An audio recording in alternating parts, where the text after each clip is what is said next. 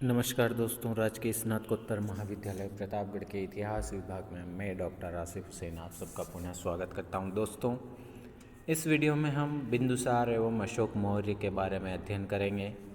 दोस्तों, बिंदुसार का समय 298 ईस्वी पूर्व से 273 ईस्वी पूर्व था। अधिकांश धार्मिक ग्रंथों जैसे पुराण, दीपवंश, महावंश, सिंहली कथाएँ आदि में चंद्रगुप्त मौर्य के उत्तराधिकारी का नाम बिंदुसार मिलता है। बिंदुसार के अन्य नाम मिलते हैं जिनमें बिंदुपाल, चीनी ग्रंथ फा यून एन चुलिन तथा सिंहसेन, जैन ग्रंथों के अनुसार भद्रसार, वायु पुराण के अनुसार अमित्रोकेडिस या अमित्रोजेडस या अलित्रोचेडस, यूनानी ग्रंथों के अनुसार। विद्वानों का मत है कि अमित्रोकेडिस संस्कृत शब्द अमित्रघात अर्थात शत्रुओं का नाश करने वाला का यूनानी रूपांतर है और यह बिंदुसार की उपाधि थी। बिंदुसार की महानता इस तथ्य में निहित है कि उसने अपने पिता से जिस विस्तृत साम्राज्य को उत्तराधिकार में प्राप्त किया था उसे अक्षुण्ण बनाए रखा। केवल कलिंग, उड़ीसा और सुदूर दक्षिण के राज्य ही बिंदुसार के साम्राज्य से बाहर थे। इस सुदूर दक्षिणी राज्यों के साथ बिंदुसार की मैत्री थी, इसी कारण बिंदुसार ने इसे जीतना जरूरी नहीं समझा। तिब्बती इतिहासकार लामा तारानाथ के अनुसार चंद्रगुप्त के पश्चात चाणक्य बिंदुसार का भी प्रधानमंत्री बना रहा। चाणक्य ने 16 राज्यों के राजाओं और सामंतों का विनाश किया और बिंदुसार को पूर्वी समुद्र से पश्चिमी समुद्र पर्यंत भूभाग का अधीश अर्थात 2 समुद्रों के बीच की भूमि का विजेता बनाया। संभवतः चंद्रगुप्त मौर्य के राज्य परित्याग के बाद कुछ शासकों ने विद्रोह किया जिसे बिंदुसार ने चाणक्य की सहायता से दबा लिया था। तक्षशिला विद्रोह। बिंदुसार ने अपने बड़े पुत्र सुसीम या सुमन को तक्षशिला का तथा द्वितीय पुत्र अशोक को उज्जैनी का गवर्नर बनाया था। जब उत्तरापद की राजधानी तक्षशिला में विद्रोह हुआ तो उसके गवर्नर सुसीम ने विद्रोह का दमन करने की कोशिश की, लेकिन जब यह विद्रोह सुसीम के नियंत्रण से बाहर हो गया तो बिंदुसार ने यहाँ का शासन व्यवस्था स्थापित करने के लिए अशोक को भेजा। अशोक के तक्षशिला पहुँचने पर तक्षशिला वासियों ने अशोक का स्वागत इन शब्दों के साथ किया: हम लोग न तो कुमारामात्य सुसीम के विरुद्ध हैं और न ही राजा बिंदुसार के। हम तो उन दुष्ट अमात्यों मंत्रियों का विरोध करते हैं जिन्होंने हमें परेशान कर रखा है। अशोक ने जनता के रोष को बिना शस्त्र प्रयोग के शांत कर दिया तथा विद्रोह का अंत हो गया। यूनानी शासकों से संबंध।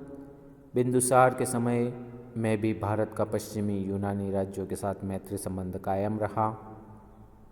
यूनानी लेखक एथेनियस ने बिंदुसार एवं एंटियोकस प्रथम, जो सेल्यूकस निकेटर का उत्तराधिकारी व सीरिया का तत्कालीन शासक था, के बीच एक मैत्रीपूर्ण पत्र व्यवहार का विवरण दिया, जिसमें भारतीय शासक ने सीरियाई शासक से 3 वस्तुओं की मांग की थी, जिनमें मीठी शराब, सूखी अंजीर एवं दार्शनिक था।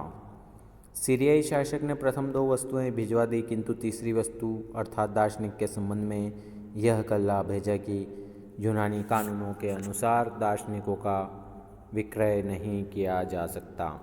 स्ट्रेबो के अनुसार सीरियाई शासक ने डायमेकस को अपना राजदूत बनाकर बिंदुसार के दरबार में भेजा था। यह मेगास्थनीज के स्थान पर आया था। प्लिनी के अनुसार मिस्र के तत्कालीन शासक फिलाडेल्फस टॉलमी द्वितीय ने डायोनिसस को अपना राजदूत बनाकर बिंदुसार के दरबार में भेजा था। प्रशासन के क्षेत्र में बिंदुसार ने अपने पिता चंद्रगुप्त मौर्य का ही अनुगमन किया। अपने साम्राज्य को उसने प्रांतों में विभाजित किया तथा प्रत्येक प्रांत में कुमार या उपराजा नियुक्त किए। बिंदुसार की सभा में 500 सदस्यों वाली एक मंत्रिपरिषद थी जिसका प्रधान खल्लाटक था। वह चाणक्य के बाद मंत्रिपरिषद का प्रधान हुआ। बिंदुसार अपने पिता की तरह भी धार्मिक मामलों में गहरी दिलचस्पी लेता था। वह आजीवकों से अत्यधिक प्रभावित था। इन्हें वह संरक्षण प्रदान करता था। आजीवक परिवारक उसके दरबार की शोभा बढ़ाते थे। बिंदुसार ने लगभग 25 वर्षों तक शासन किया। बिंदुसार की मृत्यु 273 ईस्वी पूर्व में हुई थी। तत्पश्चात सम्राट अशोक मौर्य वंश का शासक बना। अशोक का समय 273 ईस्वी पूर्व से 232 ईस्वी पूर्व माना जाता है। अशोक का जन्म 304 ईस्वी पूर्व में पाटलिपुत्र मौर्य साम्राज्य की राजधानी में हुआ था। अशोक के पिता का नाम बिंदुसार था। अशोक की माता का नाम सुभद्रांगी था, जो चंपा के एक ब्राह्मण की पुत्री थी और आजीवक मतानुयायी थी। अशोकावदान के अनुसार तथा दिव्यावदान में अशोक की माता का नाम जनपद कल्याणी एवं महाबोधि वंश में धम्मा मिलता है।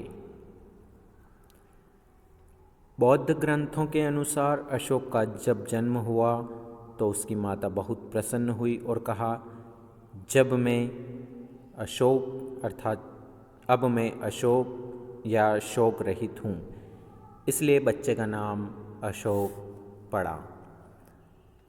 सत्ता हेतु संघर्ष 273 ईस्वी पूर्व से 269 ईस्वी पूर्व मौर्य सम्राट बिंदुसार जब बीमार पड़ा तो बीमारी का समाचार सुनकर अवंती प्रांत का गवर्नर अशोक उज्जैनी छोड़कर मौर्य साम्राज्य की राजधानी पाटलिपुत्र पहुंचा था।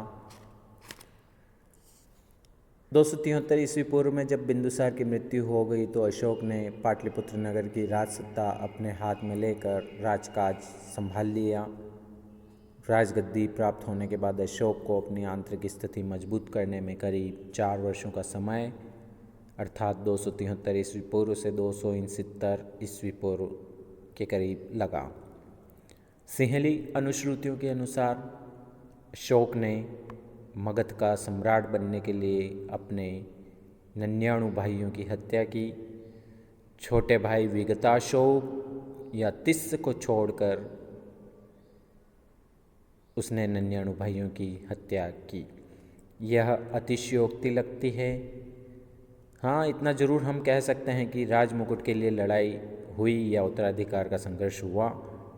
इस लड़ाई में अशोक का बड़ा भाई सुसीम मारा गया, क्योंकि अशोक के राजकाज संभालने और राज्याभिषेक के बीच 4 वर्ष का अंतराल है, जो यह बताता है कि अशोक को राजा बनाने में के प्रश्न पर विरोध निश्चित रूप से हुआ था तथा उससे या अशोक को विरोधियों का अंत करने में समय लगा था।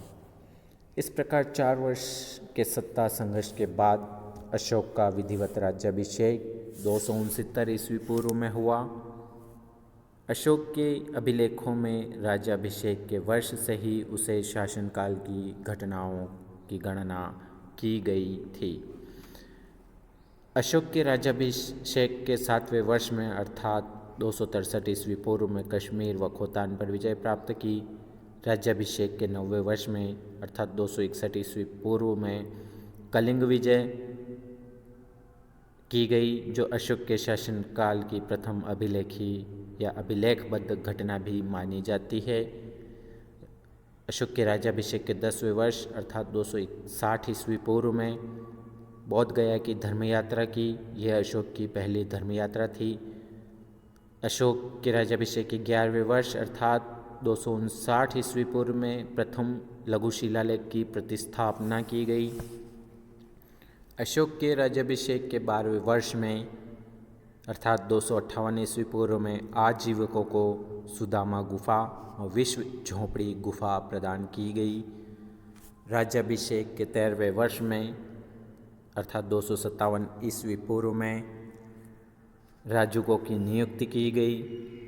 राज्याभिषेक के 14वें वर्ष में अर्थात 256 ईस्वी पूर्व में धम्म महामात्र नामक नए अधिकारी की नियुक्ति की गई तथा 14 वृहत शिलालेखों का प्रसारण किया गया। राज्याभिषेक के 20वें वर्ष अर्थात 250 ईस्वी पूर्व में लुम्बिनी की धर्म यात्रा की गई। राज्याभिषेक के 28वें वर्ष में अर्थात 242 ईस्वी पूर्व में स्तंभ लेखों का प्रसारण किया गया। राज्याभिषेक के 38वें वर्ष में अर्थात 232 ईस्वी पूर्व में सम्राट अशोक की मृत्यु हुई थी।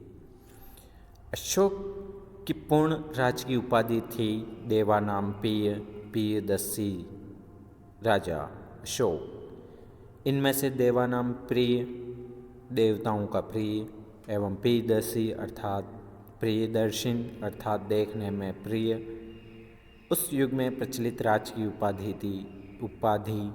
थी एवं अशोक उसका व्यक्तिगत नाम था। देवानाम्पी की उपाधि धारण करने वाला शासक अजातशत्रु अशोक व उसका पोता दशरथ तिस व उसके बाद के श्रीलंकाई राजा थे। प्रियदर्शन की उपाधि धारण करने वाले शासक चंद्रगुप्त मौर्य एवं उसका पोता अशोक स्वयं था।